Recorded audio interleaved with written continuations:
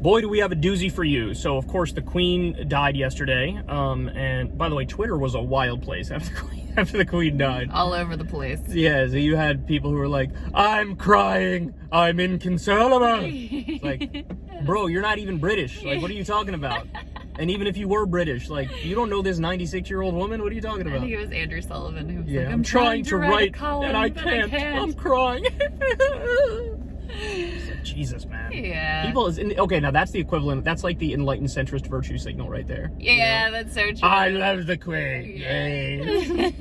Like, oh, you do. You're so intellectual. You're so noble. You're such a good person. Yeah. Wow, you really feel something. I mean, listen, 96 years old. Whatever. I was actually surprised that there was as much of a response as there was online. Well, I thought lefty Twitter was hilarious. I thought, because everybody was like there is a line that you shouldn't cross. Like there was there was some professor who was like, oh, she died an excruciatingly painful death. And it's like, it's going a little far. Sort of shut the fuck up. Like you went too far, but there were a lot of other like jokey ones and they were kind of funny. So. Yes, agreed. But anyway, so Tucker Carlson decided in the wake of the Queen dying to do a monologue at the top of his show. And he decided to suck off the British Empire and actually go a step further than that in the sense that he like outright praised a literal ethno-state. So I'll let you give the quote and then we'll talk about it. Yeah, okay. So here's a portion of that monologue. I wish I could do a Tucker Carlson impression, but I cannot.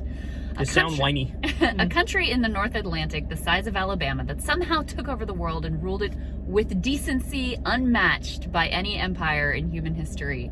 The British Empire was not perfect, but it was far more humane than any other ever. It's gone now, barely even remembered. Queen Elizabeth II was the last living link to a truly Great Britain. The British Empire was evil, they wrote, apparently totally unaware of what came after it. And speaking of, what did come after the British Empire? How, for example, did Africa fare after the British left? Let's see. Uganda got Idi Amin, who was a cannibal. Rhodesia became Zimbabwe and then became the poorest country on the planet under the racist lunatic Robert Mugabe. As of tonight, South Africa is still being run into the ground by an incompetent kleptocrat called, I'm not sure how to say this guy's name, Cyril Ramaphosa, I'm going with.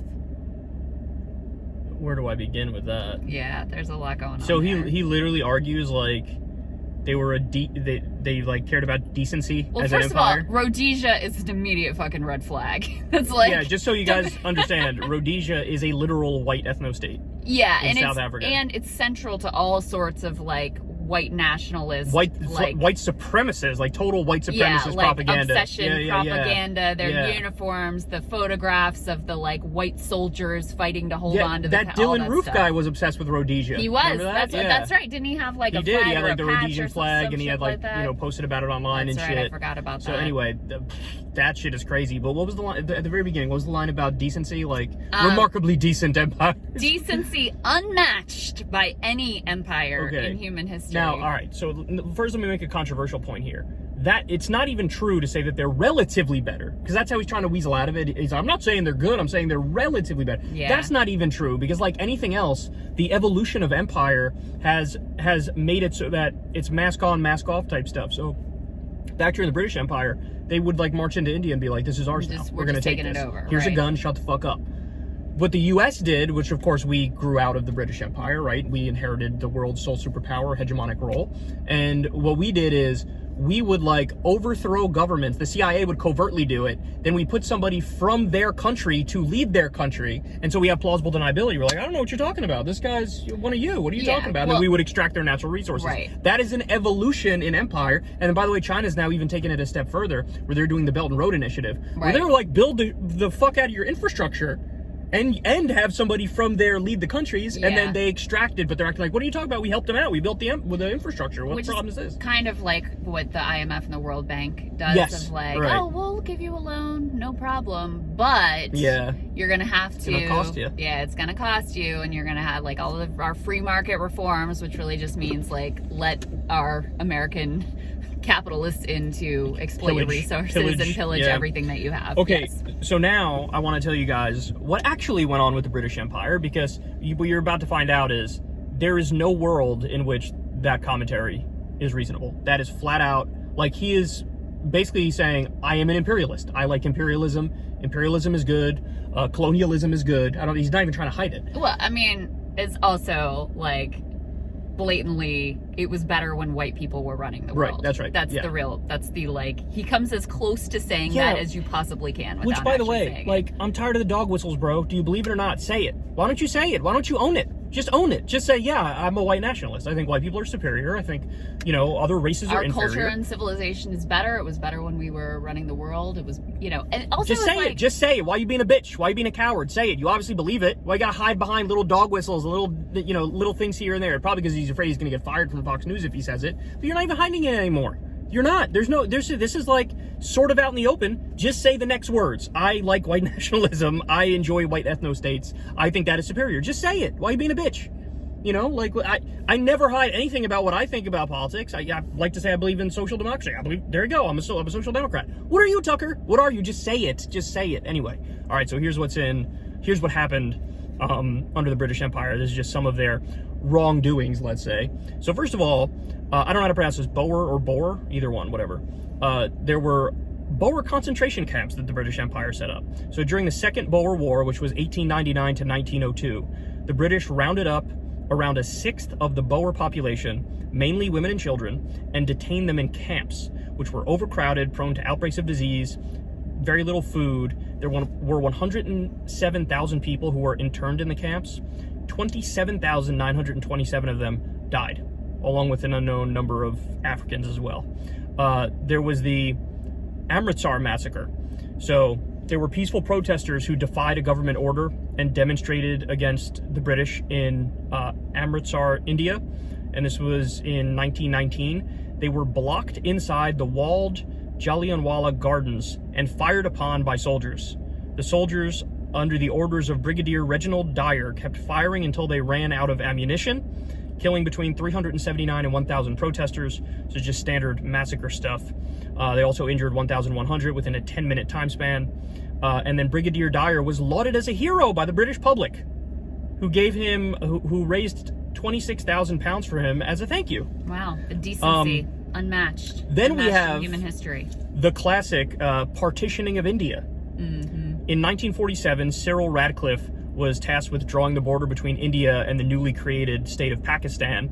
Over the course of a single lunch, he did this. Shows you how seriously they took, the issue and the different ethnicities in the region and the different religions and whatnot. After Cyril Radcliffe split the subcontinent along religious lines, uprooting over 10 million people, Hindus in Pakistan and Muslims in India were forced to escape their homes as the situation quickly descended into violence. Some estimates suggested up to 1 million people lost their lives in sectarian killings. Wow. Then you have the Mao Mao Uprising.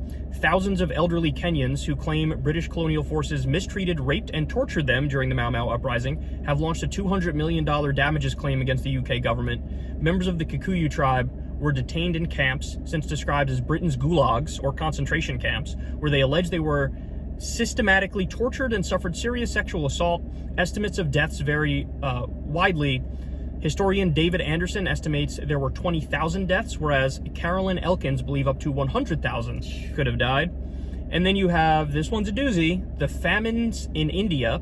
So between 12 and 29 million Indians died of starvation while it was under the control of the British Empire, because they had this famine over there, and Britain decided, we're going to take millions of tons of wheat and give it to us, export it to us, as famine raged India. So in 1943, up to 4 million Bengalis starved to death when Winston Churchill diverted the food, and to countries such as Greece, while deadly famine swept through Bengal. In 1943, so talking about the Bengal famine, in 1943, Winston Churchill said this, quote, "I hate Indians. They are a beastly people with a beastly religion. The famine was their own fault for breeding like rabbits." So anyway, I'm overwhelmed by the decency. Yeah, so unmatched decent in human history. What a fucking idiot. God, I hate these people.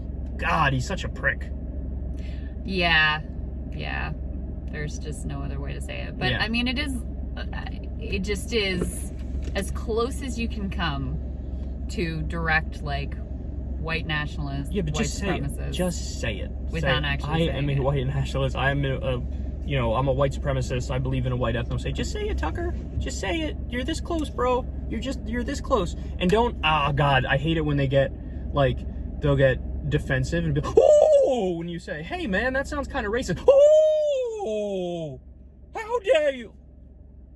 Bitch, look at what you said. You're praising the British Empire, and you're saying Rhodesia was better than most Zimbabwe. Of the people who were like going wild for the Queen yesterday were trying to be like, well, she wasn't involved in the bad parts, but he's actively making the case of like, no, she was. That's why I liked her.